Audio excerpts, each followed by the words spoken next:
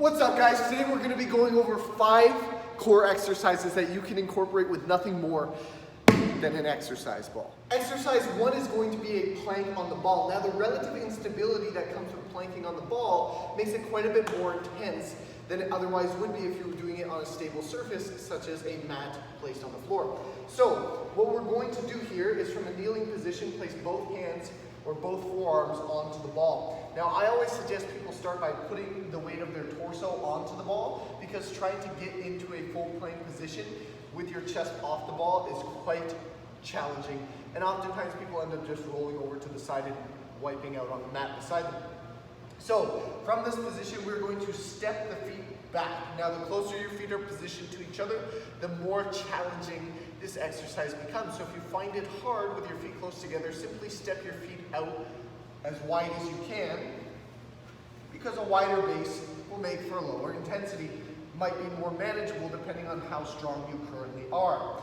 Now, from this position, we're going to lift the torso clear of the ball and simply hold a static position.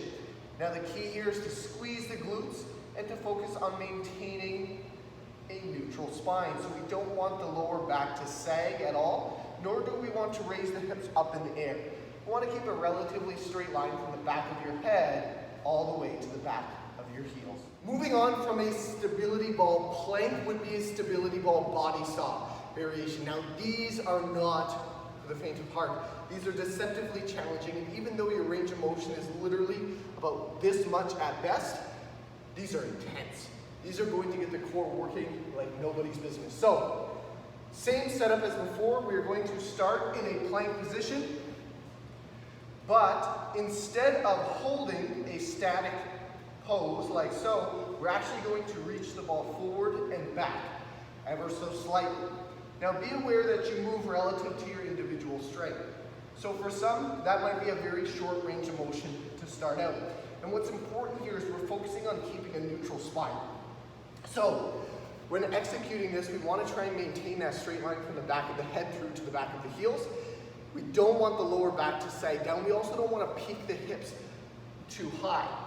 We also want to be aware that you're not moving too aggressively. Doing body saws like this doesn't help anybody. Doesn't focus on developing core strength or control during the exercise, and it's likely just going to result in the ball going flying and you face planting off of the floor. So we want to execute this deliberately with a moderate pace and as much control as possible. This is done for repetitions, whereas a static plank is usually done for a predetermined amount of time. This is usually done for a specific number of reps, say 5, 10, 15, all relative to your individual level of strength. Again, be aware that you can widen your stance to make the positioning a little easier to manage. So if your feet are close together, this is where the exercise is going to be most challenging. If you step your feet out wide, your base is wider, the exercise becomes significantly more manageable. So always remember that as you're executing these, because you may need to change your foot positioning on a per set basis as fatigue sets in. From the body saw, one of the next progressions would be stirring the pot. So just as you need the capacity to do a basic plank on a stability ball before moving on to a body saw, you also need to be quite proficient with the body saw before moving on to stirring the pot. So, very similar movement, but there's a slight difference that's going to place a greater emphasis on the obliques, and it's also going to make the exercise much more intense. From a plank position, I employ a wider stance with these because they're deceptively challenging. We're up like so, and you're literally going to stir the ball. Now this one, the intent is the same, to maintain a neutral spine, to make sure that the lower back is not sagging, to make sure that we're not peaking the hips too high, aiming to keep a straight line from the back of the head through to the heels. But what's also important here while keeping that core braced is to ensure that we're moving deliberately and with control. As well, you have to be aware that the ball now has a lot more movement occurring. So you may have to pause at certain points to ensure that you don't lose control of the ball. Now, when doing stirs with the pot, it's important to be aware that whatever reps you do on one side, you're also going to inevitably have to do on the other side to ensure that you're prioritizing both sides equally. So what I might suggest if you're starting out is to aim for a lower rep range, maybe 5 on each side, because that's 10 total reps, and these are quite challenging. Don't get overzealous and do all 12 on one side only to realize that you don't have the physical capacity left to complete 12 on the other, because then you'll be lopsided, and being lopsided is not a very good play. Now, the next variation is a little different. Instead of having our torso positioned over the ball, we're actually going to place the ball underneath our lower shins. Now, there's really no easy way to get on this, or should I say there's no graceful way to get on this. I personally start on the ball and I slowly walk myself out under control until I get to the point where I'm completely out of the screen and I have to reset my positioning so that you can see what I'm doing. So, we'll start back here for this one. Starting with your torso on the ball, walking out to a plank position. Now from here, we're going to make sure that the hands are directly underneath the shoulders, and again, the intent is the same relative to back positioning.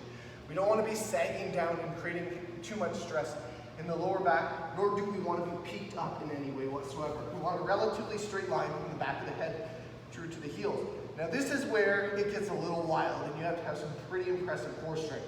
From here, very deliberately, we're going to lift the left leg off the ball, tap the ground out to the side, and then return back up to the ball. You'll notice that not only does this work the core, but it also works a little bit of the glutes in the leg that is stabilizing the ball.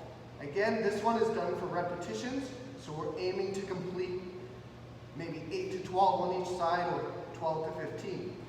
The other deceptive challenge of this exercise variation is the relative intensity in the shoulders.